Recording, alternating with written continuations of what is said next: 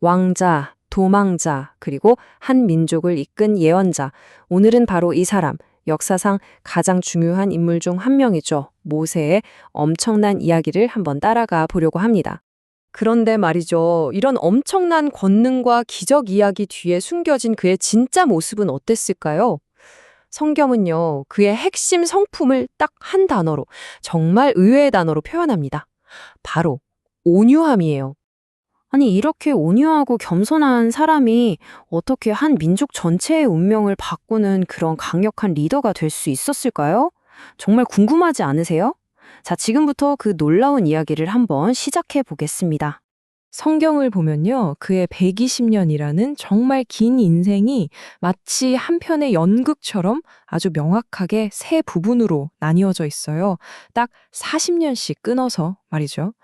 그러니까 처음 40년은 이집트의 왕자로 살다가 그 다음 40년은 도망자 신세로 양을 치고 마지막 40년은 한 민족 전체를 이끄는 지도자가 된 거죠. 정말 드라마틱하지 않나요? 자, 그럼 그의 인생 1막, 왕자 시절부터 한번 들어가 볼까요? 그의 인생 1막은요, 정말 시작부터가 엄청납니다. 태어나자마자 사형 선고를 받은 히브리인 아기, 이게 바로 모세의 시작이었어요. 정말 아이러니하죠. 히브리 남자 아기는 다 죽이라는 명령을 내린 게 바로 파라오인데 정작 그의 목숨을 구한 건 파라오의 딸이었으니까요.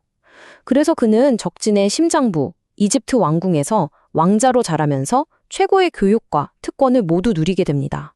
하지만 그의 나이 40에 인생을 뒤흔드는 사건이 터집니다.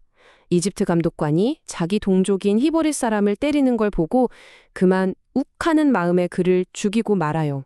결국 이 일 때문에 모든 걸 버리고 광야로 도망치는 신세가 된 거죠.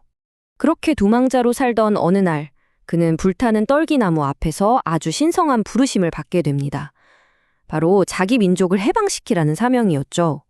근데 재밌는 건 모세가 처음에는 저는 못합니다. 제가 뭐라고요? 하면서 엄청나게 저항했다는 거예요. 그리고 그 다음부터는 정말 숨쉴 틈도 없이 엄청난 사건들이 막 터져 나옵니다. 이집트 전역을 휩쓴 10가지 재앙, 바다가 갈라지는 홍해의 기적, 그리고 시내산에서 한 국가의 기틀이 되는 율법을 맞는 그 순간까지. 정말 스케일이 어마어마하죠. 자, 그런데 이렇게 거대한 이야기가 마치 한 사람이 처음부터 끝까지 쓴 것처럼 아주 매끄럽게 느껴지잖아요. 근데 사실은 그게 아니라는 겁니다. 학자들이 이 텍스트를 아주 깊이 파고들어 보니까 그 안에는 여러 시대에 걸쳐 쓰인 서로 다른 목소리들이 섞여 있다는 걸 발견했어요. 이게 바로 그 유명한 네, 바로 이 이야기 속에 숨겨진 또 다른 이야기. 모세 이야기의 진짜 저자들은 과연 누구였을까요? 이걸 문서가설이라고 부르는데요. 쉽게 말해서 우리가 지금 읽는 모세 이야기는 사실 하나의 글이 아니라 최소 4개 이상의 서로 다른 기록들을 아주 정교하게 하나로 합쳐놓은 일종의 편집본이라는 이론이에요. 그럼 학자들이 찾아낸 이 4개의 서로 다른 목소리가 각각 어떤 특징을 가지고 있는지 한번 자세히 들여다볼까요? 자, 이 표를 한번 보세요. 학자들은 이 4가지 자료에 각각 J, E, P, D라는 이름을 붙였습니다. 근데 여기서 진짜 재밌는 게 뭐냐면요. 이 4개의 문서가 모세를 바라보는 관점이 전부 다르다는 거예요. J 문서는 모세를 민족을 이끄는 위대한 리더로, 그리고 E 문서는 신의 말씀을 전하는 예언자로 강조하죠. P는 율법을 세운 입법가로, D는 위대한 연설가로요. 그러니까 마치 4명의 다른 화가가 한 사람을 놓고 각자 자기 스타일대로 초상화를 그린 것과 같다고 할 수 있겠네요. 이게 그냥 이론으로만 그치는 게 아니라 실제 이야기 속에서 어떻게 드러나는지 궁금하시죠? 아주 좋은 예가 바로 10가지 재앙 이야기입니다. 보시면 정말 흥미로워요. 제2자료에 나오는 재앙 목록이랑 E나 P 자료에 나오는 재앙 목록이 조금씩 다르거든요. 예를 들어 한쪽엔 파리 재앙이 있는데 다른 쪽엔 없거나 P 자료에만 나오는 독특한 재앙도 있고요.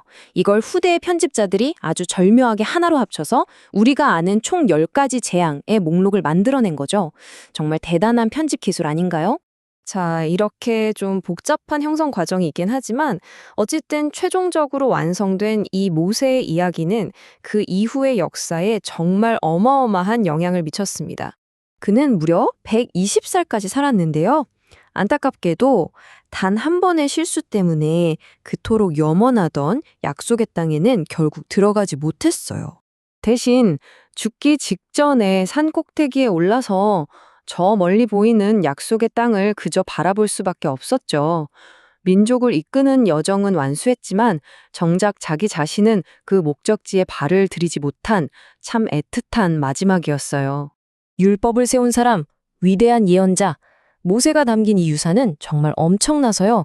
나중에 신약 성경을 보면 그의 역할과 예수의 역할을 계속해서 비교하고 또 대조하는 내용이 많이 나옵니다. 그만큼 중요한 인물이었다는 거죠. 자, 그럼 모세는 과연 역사에 실존했던 한 명의 인물이었을까요?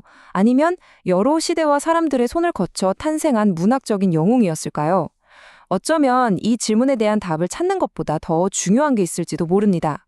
바로 그 이야기가 수천 년이 흐른 지금 이 순간에도 우리에게 해방이란 무엇인가, 정의란 무엇인가, 믿음이란 무엇인가 하는 아주 근본적인 질문을 던지고 있다는 사실이죠. 여러분에게 모세의 이야기는 오늘 어떤 의미로 다가오시나요?